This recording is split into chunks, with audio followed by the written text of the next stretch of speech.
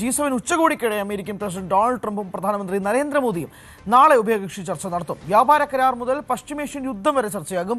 Operation സിന്ദൂറിന് ശേഷം ഇതാദ്യമായാണ് ഇരു നേതാക്കളും മുഖാമുഖം കാണുന്നത്. വിനോദ്, രണ്ട് കാര്യങ്ങളുണ്ട്. ഒന്ന്, എത്ര മണിക്കായിരിക്കും ഈ മോദിയും ട്രംപും തമ്മിലുള്ള കൂടിക്കാഴ്ച? ട്രംപ് പല നേതാക്കളുമായിട്ടും ചർച്ച നടത്തുന്നുണ്ട്.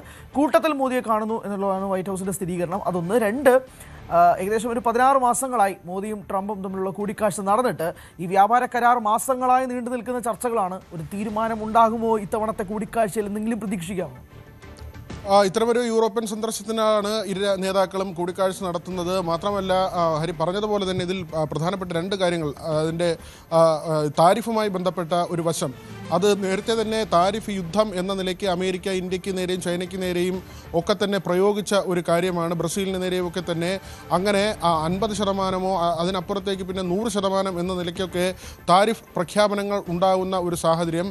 റഷ്യയിൽ നിന്ന് എണ്ണ ഇറക്കുമതി ചെയ്യരുതെന്ന ട്രംപിൻ്റെ തിട്ടൂരം, അതിനുശേഷം വെനസ്വേലൻ എണ്ണ വാങ്ങണമെന്ന ആവശ്യം, ഇറാനിൽ നിന്ന് ഇന്ത്യ എണ്ണ വാങ്ങരുതെന്ന ട്രംപിൻ്റെ പ്രഖ്യാപനം, അങ്ങനെ നികുതി വർദ്ധിപ്പിക്കുകയും മറ്റു ഉപരോധങ്ങൾ എന്ന തരത്തിൽ തന്നെ ഒരു പരിധിവരെ നമുക്ക് അങ്ങനെ തന്നെ വിശേഷിപ്പിക്കാം. ആ തരത്തിൽ പല രാജ്യങ്ങളുമായുള്ള വ്യാപാര ബന്ധം അവസാനിപ്പിക്കണമെന്ന ട്രംപിൻ്റെ കടുംപിടുത്തം, അതിന് ഇന്ത്യ വഴങ്ങിയില്ലെങ്കിൽ വീണ്ടും വീണ്ടും നികുതി എന്ന തരത്തിലുള്ള ഭീഷണി, ഇതെല്ലാം തന്നെ ഒരു വശത്തുണ്ടായപ്പോഴാണ് മറ്റ് വിപണികളെക്കുറിച്ച് ഇന്ത്യ ചർച്ച ചെയ്തത്, അല്ലെങ്കിൽ യൂറോപ്യൻ രാജ്യങ്ങളുമായി തുറന്ന ഒരു കരാറിലേക്ക് പോകുന്ന നിലയിലേക്ക് വന്നത്. അതിൽ UK-യുമായൊക്കെ തന്നെ 0 തീരുവ എന്ന നിലയിലേക്ക് കാര്യങ്ങൾ കൊണ്ടുപോകുന്ന നിലയുണ്ടായി. മറ്റ് രാജ്യങ്ങളുമായി, ചൈനയുമായും ഇന്ത്യ വലിയ തോതിൽ കരാർ ഒപ്പിടുന്ന സാഹചര്യങ്ങളുണ്ടായി.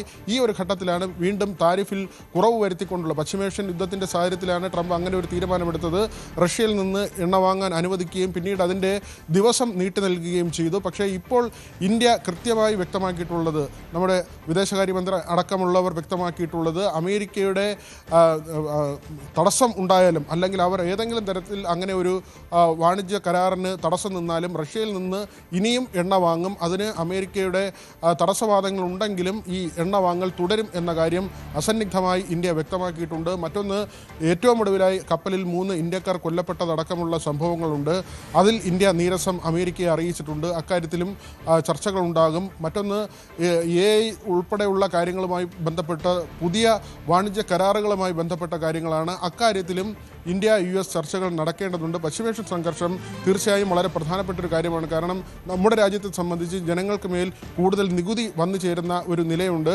പെട്രോളിനും ഡീസലിനും CNG-ക്കും ഉൾപ്പെടെ വില വർദ്ധിപ്പിക്കേണ്ട സാഹചര്യമുണ്ട്. പശ്ചിമേഷ്യൻ സംഘർഷമാണ് എണ്ണ കമ്പനികൾ പ്രധാനമായും ചൂണ്ടിക്കാട്ടിയത്. അതുകൊണ്ട് തന്നെ ഈ യുദ്ധം അവസാനിക്കുക എന്നത് വളരെ പ്രധാനപ്പെട്ട കാര്യമാണ് ഇന്ത്യയെ സംബന്ധിച്ച്. പ്രധാനമന്ത്രി ഈ ഒരു കരാർ, സമാധാന കരാർ വന്നപ്പോൾ തന്നെ കഴിഞ്ഞ ദിവസം അതിനെ സ്വാഗതം ചെയ്യുകയും ചെയ്തിരുന്നു. അങ്ങനെ വിപുലമായ കാര്യങ്ങളിൽ ചർച്ചകൾ നടക്കേണ്ടതുണ്ട്. പുതിയ വാണിജ്യ കരാറുകളെക്കുറിച്ചുള്ള ചർച്ചകൾ നടക്കേണ്ടതുണ്ട്. മറ്റ് രാജ്യങ്ങളുമായി സമാധാനം പുലരേണ്ടതിനെ കുറിച്ചുള്ള ചർച്ചകൾ നടക്കേണ്ടതുണ്ട്. അത്തരം ചർച്ചകളെല്ലാം തന്നെ ഉണ്ടാകും എന്ന് തന്നെയാണ് കരുതുന്നത്. വളരെ പ്രധാനപ്പെട്ട ഒരു കൂടിക്കാഴ്ചയിലേക്കാണ് നാളെ മോദിയും ട്രംപും നീങ്ങുന്നത്. എന്തൊക്കെയായിരിക്കാം തീരുമാനങ്ങൾ എന്നത് സംബന്ധിച്ചുള്ള ധാരണയിലേക്കൊക്കെ എത്തേണ്ടതുണ്ട്. വീണ്ടും വിശദാംശങ്ങൾ നൽകിയത്. കൂടുതൽ വാർത്തകൾക്ക് News 18 Keralam YouTube channel subscribe ചെയ്യുക.